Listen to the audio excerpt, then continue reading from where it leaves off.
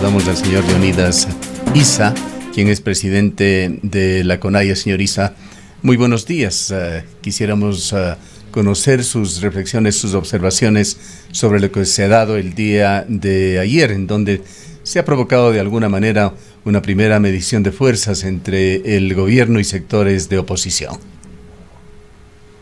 Un saludo cordial, gracias por la invitación, mis estimados señores periodistas, y quiero enviar este saludo a todos los ecuatorianos y ecuatorianas. Muchas gracias. Yo creo que el presidente de la República era uno de los críticos de las formas de hacer política en los últimos años, cuando se veían concentraciones de marchas y contramarchas. Incluso en un discurso muy fogoso decía que estaba dispuesto a dar hasta la última gota de sangre por los indígenas, por la rebeldía de los indígenas. Al día de hoy, en su gobierno, lo que criticaba, ha cogido y ha copiado con exactitud. Concentraciones para la defensa de la democracia, cuando nadie está topando la democracia. Lo que estamos hablando es propuestas que en este momento están perjudicando mucho, digamos, al tema económico, sobre todo en los sectores populares. Es así que no está cumpliendo con la forma de gobernar que había propuesto al pueblo ecuatoriano. Por ello también me parece muy irresponsable, si ayer mismo hemos visto, seguramente, desde las grabaciones internas, que para que lleguen a las concentraciones fueron con recursos de las mineras. Y ahí está la gente diciendo, bueno, a mí como me invitaron, me tienen que pagar. Y eso no me parece correcto, al menos en este momento. No necesitamos medir fuerzas. Nadie quiere medir fuerzas. Por ello hemos enviado, cuando reducen a un tiempo coyuntural corto, me parece que estamos mintiendo. Nosotros, la propuesta no lo hemos hecho de pronto en el diálogo del 4 de octubre. La enviamos el 11 de junio. Julio, agosto, 5 de agosto, misma propuesta. El 4 de octubre, lógicamente, sería después de casi más de 3 meses el diálogo, pero no es de este momento. ¿Y esto por qué hemos insistido? Porque es una política sostenida en acuerdo con el Fondo Monetario Internacional del anterior gobierno, a la cual, si el presidente de la República se manifestaba de esta manera, seguramente quedaba con los porcentajes que llegó a tener Lenín Moreno en su debido momento del 3%. Ahora, hay una decisión tomada desde la CONAIE, señor Issa, de no ir por los caminos del diálogo, sino a través de mecanismos de resistencia. Y yo quisiera, señor Issa, muy buenos días. Yo quisiera sumar a lo que dice Gustavo. Usted lo acaba de manifestar hace un momento. El país necesita, los ecuatorianos, las ecuatorianas exigen soluciones, exigen que la vía sea democrática, la vía, en este caso, del diálogo. Hay condicionamientos, ya no se va a abrir el espacio para un diálogo siempre y cuando el gobierno no acepte estos condicionamientos de la Confederación de Nacionalidades Indígenas, del sector, de diversos sectores sociales, uno de ellos el congelamiento del precio de los combustibles. Hemos podido escuchar a algunos dirigentes el advertir que si no se congela el precio de los combustibles hasta poder avanzar en el tema de los subsidios, definitivamente no hay posibilidades al diálogo. ¿Cuál es la situación de este encuentro necesario que debe haber entre la organización indígena y social y las autoridades del gobierno?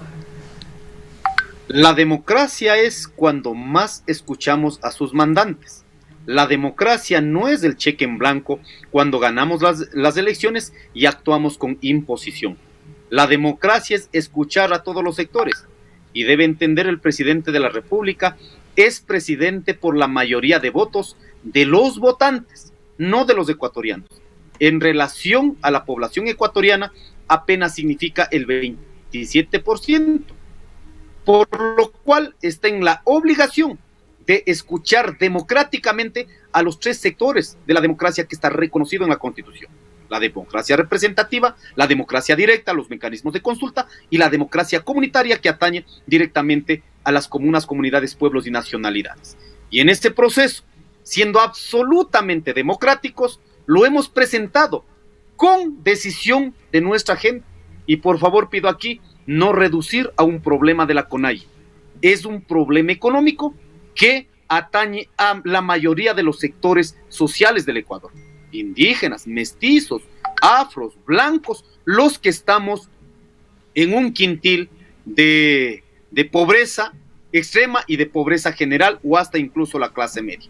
Por ello creemos importante, siendo absolutamente responsables con la democracia, las autoridades, los gobernantes están en la obligación de escucharnos, porque nosotros también aportamos al desarrollo de la economía.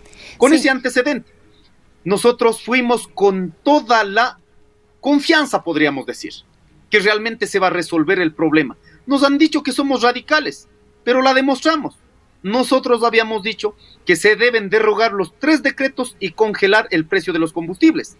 Pero aquí, para de pronto no entrar en contradicción con el compañero Marlon, que a veces no estamos escuchando a detalle, si el presidente de la República propone trasladar la política de subsidios de manera general a una política de subsidios focalizados, primero demos alivio a la gente.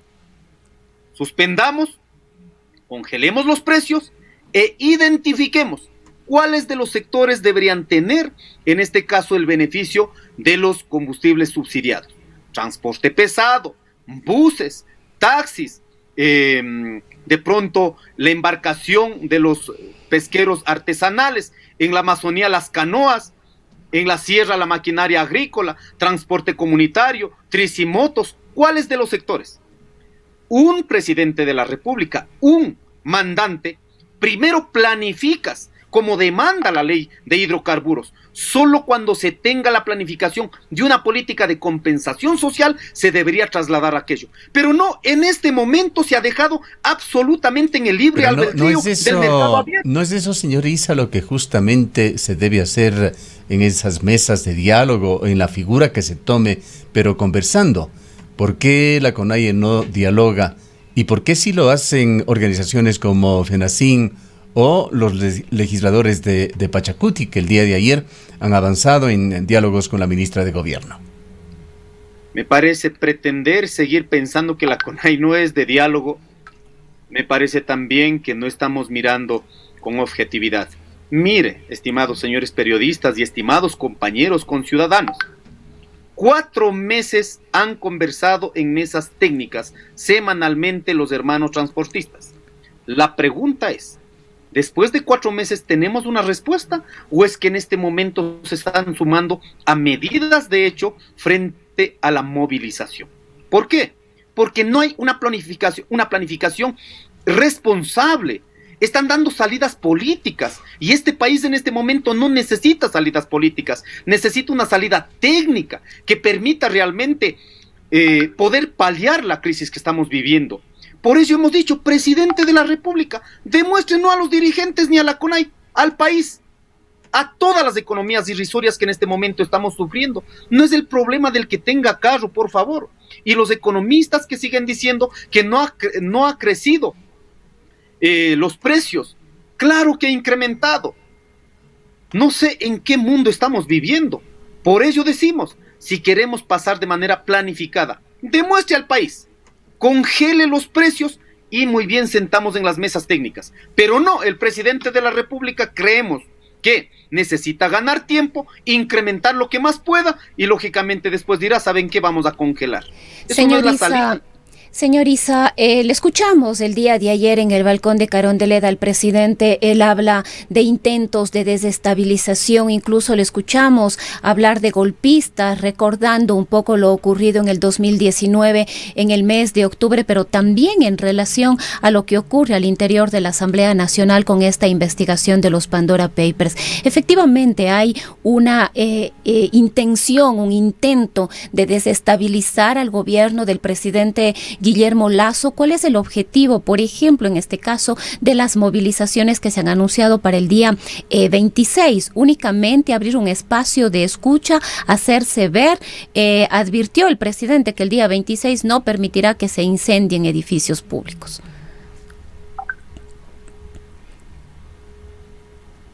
Le quiero decir al presidente de la República y a los conciudadanos, no puede ser que un presidente de la República, como medio de justificación, en este caso, recurra a la retórica, a la mentira, a la especulación y al chisme. Lo mismo dijeron en el 2019, que la manifestación del 2019 no es un problema económico, no es por el decreto 883, que es una intención de desestabilización política que viene desde Cuba, que viene desde Venezuela, de Rusia y de casi de todo el mundo, buscando cucos y fantasmas donde no existe, cuando los cucos y los fantasmas son los únicos que se inventan para, en ese sentido, sentirse protegidos. Debemos dejar claro, no se olviden 2019, que había una vincularidad con ciertos sectores políticos que decían, pero jamás se dejó conducir por aquellas pretensiones. Miremos, 8 de la noche del día domingo 13, se resolvió el decreto 883. Si hubiera habido una intención política de desestabilización, ¿usted cree que la gente aceptaba aquello? No, la gente celebró, la gente salió en este caso a recibir a los dirigentes en sus provincias, porque el objetivo central fue la demanda económica. Un acto irresponsable pretender, a partir de sus mentiras, posesionar como una verdad.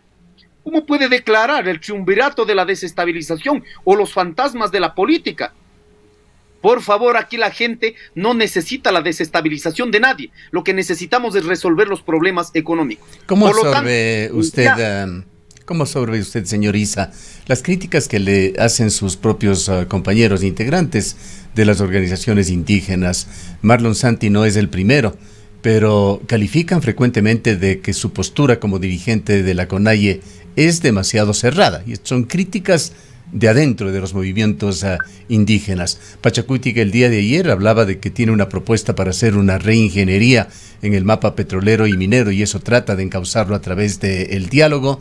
La posición de la CONAIE, que entendemos es también la suya personal, es definir acciones sobre el derecho a la resistencia. ¿Cuáles serían estas acciones que usted señala las definirán este viernes? Suya personal estaría por demasía. Es nuestra una decisión colectiva. Y uno de los temas... Que es también la suya personal. ¿O usted no apoya esa posición y simplemente ejecuta lo que le dice? Cualquier decisión, al menos en el movimiento indígena, se sostiene de manera colectiva. Si en este momento estoy haciendo vocería, porque es un mandato del último Congreso, en donde el Consejo de Gobierno que presido fue una decisión de manera pública. El tema de combustibles, el tema de bancos, el tema de bajo precio de los productos de los campesinos, los 6 puntos de emergentes es resolución del Congreso, no es mi propuesta. En consecuencia, yo a los compañeros que de pronto están instalando otras ideas, recurramos a las demandas. Le pregunto, señor Issa, con todo el respeto, ¿y quién propuso esa agenda, esa línea de acción al Congreso para que lo apruebe? ¿Usted? Al Congreso del movimiento indígena, claro. Los delegados... Fueron sus propuestas, recibieron el apoyo del Congreso, pero son sus ideas, son sus propuestas. Compañero, es una resolución del Congreso, no es que estaba opinando una persona sobre las 5,000 personas aproximadamente que participaron. Lo que le estoy preguntando en el fondo, ¿por qué su resistencia a dialogar cuando el país necesita diálogo? Por favor, hemos demostrado el diálogo, nos fuimos al diálogo. No sé por qué la insistencia de seguir posesionando que no queremos dialogar. Lo único que estamos diciendo es que el diálogo, ¿para qué sirve? No es para tener como un sistema utilitario político para el gobierno, sino el diálogo debe ser para resultados. Nos han dicho que somos radicales, incluso dijimos al presidente de la República, no congelen los precios antes de los 3 decretos, congelen este momento, pero dé un mensaje al país, que en este momento por lo menos puedan planificar de algo real, porque si no uno tiene que estar con este temor cada mes. ¿Cuánto más va a subir? Que por lo menos digan, oiga, va a a subir hasta aquí. Bien, no hay ninguna está claro la línea que se seguirá. ¿Cuáles van a ser estas acciones de resistencia? Nuevamente salir a las calles, a tomarse espacios públicos, atacar quizá edificios públicos. Creo que tiene un margen sesgado, mi estimado señor periodista. La violencia del 2019 vino del Estado. ¿Cómo puedes llamarnos violentos? Supuestamente ponen algunos nombres de los 11 policías en la Casa de la Cultura, cuando en cambio fueron secuestrados 1,500 compañeros sin procesos judiciales, fueron metidos a la cárcel. secuestrados 1.500. Nos llaman violentos cuando dicen, ¿saben qué? Pegaron a un policía, pero desconocen los 1.200 heridos, que muchos de esos yo les puedo presentar a más de 50 compañeros que quedaron sin vista. ¿Es violencia nuestra? Nos llaman violentos cuando levantaron los adoquines para defender de la violencia del Estado. ¿Se imaginan lo que están diciendo? Si no hubieran hecho esa minga, seguramente más fallecidos, más perdigones en la vida de los compañeros. ¿Y eso no es violencia? Y nos llaman violentos cuando en este momento más de 672 compañeros con procesos judiciales, y no hay ni siquiera aperturado un proceso de investigación en contra del presidente Moreno, en contra de la ministra Romo. No hay ni un proceso y resulta que somos nosotros los violentos. Por favor, ya seamos objetivos. Si no, también caemos en la retórica de la violencia, queriendo trasladarlo a los manifestantes. Jamás fuimos a quemar ningún edificio. No se olvide, la señora Contralora subrogante, luego del señor Contralor, que es, en este caso, dio el espacio, ¿qué dijo? La quema vino desde adentro. Eso también tenemos que hacernos cargo, y hacernos cargo de esa violencia que han instalado aprovechando de las manifestaciones. Por favor, yo creo que debemos ser absolutamente responsables con la historia y no quedar en la especulación, estimados. Señor Issa, ¿cómo han analizado, han evaluado ustedes la declaratoria de emergencia emitida por el presidente de la República? Él ha justificado que tiene relación con el incremento, el recrudecimiento de la violencia, sobre todo en provincias como el Guayas y Manabí, a propósito de el asesinato a un niño de tan solo 11 años. Sin embargo, se ha especulado que tiene un trasfondo político y sobre todo que tiene una relación directa con el anuncio de las movilizaciones de la organización social. Yo creo que el tema de la delincuencia en el país no vamos a resolver con estados de excepción, ni poniendo más militares, ni poniendo más policías, ni poniendo más armamento en las calles. No vamos a resolver.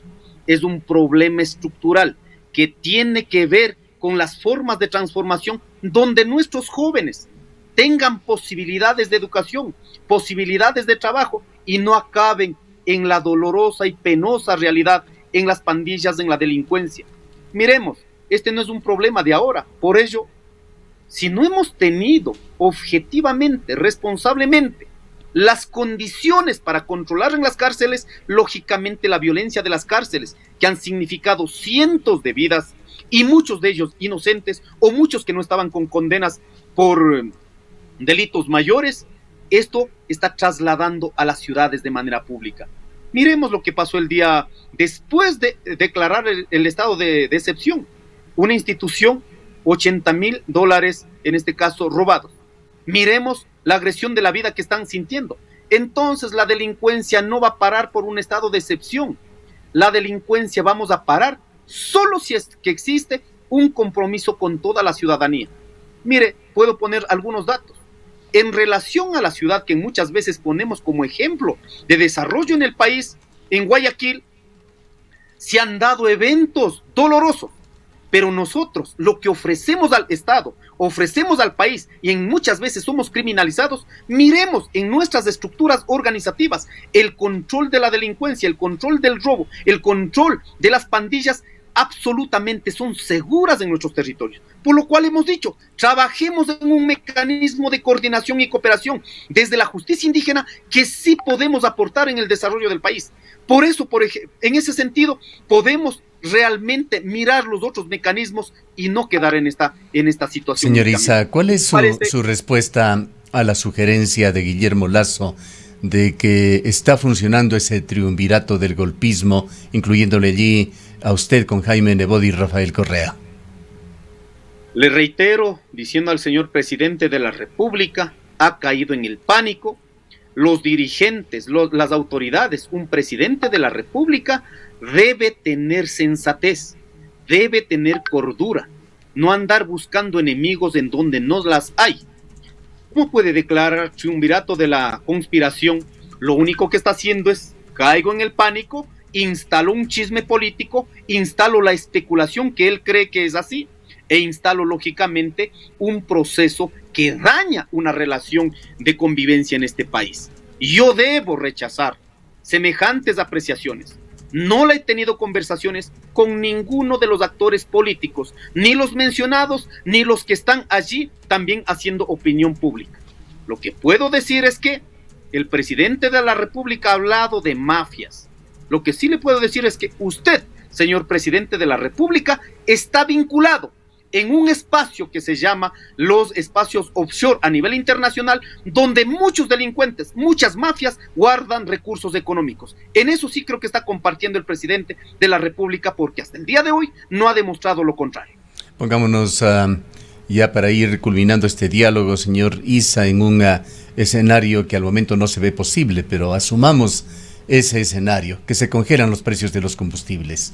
Y de allí, ¿qué vendría después desde su parte? Congelaría el precio de los combustibles, se daría tranquilidad a la gente. Hay que hacer un compromiso nacional para cómo salir de la crisis económica. En esta crisis económica hemos dicho, lo único que tenemos que hacer es ser medidos en la justicia. El que tiene más y no ha pagado, cumpla por lo menos con el Estado. Y los que menos tenemos, pero sí hemos garantizado con trabajo y con producción, seguimos sosteniendo el trabajo y seguimos sosteniendo la alimentación. Siguiente punto, me parece importante trabajar, si es que esto sucediera, trabajar a detalle la política de focalización o la política de bonos, como también llamarían en otros lados. Y siguiente, podríamos trabajar en mesas técnicas todo lo que significa el impago en el sistema financiero, capaz de que permita hacer un filtro de cuánta gente no puede acceder, y eso se puede trabajar, pero realmente que tenga respuestas. En el tema minero, lógicamente habrán sitios donde prácticamente no se va a poder hacer minería, pero para que esto suceda hay que garantizar un debido proceso. En este caso, el derecho a la consulta previa, libre e informada, en territorios donde ya están instalados, que debemos hacer una valorización de lo que está dando estos territorios. Solo pongo el ejemplo de INTA, de 18,000 hectáreas que está concesionado una parroquia. De ese territorio, la gente ya produce 4,5 millones en este caso en producción. Por ejemplo, territorios que están allí deben merecer un especial y a detalle análisis económico. En todos esos temas se pueden avanzar. Señor Issa, de los puntos que usted ha señalado, hay uno que quizá merece una aclaración. ¿A qué focalización, a qué bono se refiere? ¿Está hablando de los combustibles? Estoy hablando de los combustibles. Es decir, que sí aceptaría usted o su organización una focalización. Por favor, esto a través del mecanismo que sea. Hemos dicho de frente al presidente de la República, hazte puesto, así de manera detallada, es como un enfermito. En este momento la economía está enferma. No puedes quitarle el oxígeno, quitarle el medicamento y decir esto va a funcionar. No, para decir que así funciona, primero, garantizamos que el paciente, ¿no es cierto?, tenga estabilidad, planifico lo que voy a hacer con el paciente y luego traslado. Eso lo hemos dicho desde el inicio. Esa focalización y esos bonos permitirían que sigan de alguna manera flotando los precios de los combustibles. Efectivamente, lo que tenemos que tener claro aquí es, no podemos caer en la especulación del mercado. Lo único que quieren trasladar es esto a la especulación del mercado. Si los ecuatorianos somos dueños del petróleo y si el petróleo nos ayuda a sostener otras economías, entonces pedimos que esa economía sea sostenida por el petróleo. No es como han dicho aquí los economistas, oiga, el Estado ecuatoriano ha gastado miles de millones de dólares en subsidios, pero lo que no han preguntado es que gracias a esos miles de millones de dólares que manifiestan, han sostenido otras unidades. ¿Se mantiene finalmente, señor Issa, esa decisión de ustedes de salir a las calles? Entiendo que intentarán hacerlo en forma masiva en las distintas ciudades ecuatorianas del próximo 26 de octubre, más allá de que el país se encuentre en este estado de excepción. Efectivamente hay un derecho, en este caso consagrado en la Constitución, y es más, la Corte Constitucional, de acuerdo a los principios constitucionales a nivel internacional, los derechos a nivel internacional, también a nivel de la ley, si realmente es constitucional lo que ha hecho. Y en ese sentido también pedimos a la Asamblea Nacional, esté en su papel, en este caso, poder manifestarse de manera pública sobre el estado de excepción. Nosotros no pretendemos absolutamente nada y que no nos vengan a confundir con un acto delictivo. Es un acto garantizado en la Constitución el derecho a la resistencia, la movilización para reclamar, no para desestabilizar. Ya por favor seamos responsables en este país, no cada acto de lo que no pueden cumplir los políticos, las autoridades, resulta que quieren poner que ya es desestabilización o ya estamos topando la democracia. En cualquier parte del mundo, en los mecanismos que sea, el derecho a la resistencia como principio fundamental después de la Primera y Segunda Guerra Mundial, que se ha declarado a nivel mundial como derechos humanos. Bien, gracias por habernos acompañado en esta mañana. Han escuchado al señor Leonidas Issa, presidente de la CONAIE. Son las 8 horas.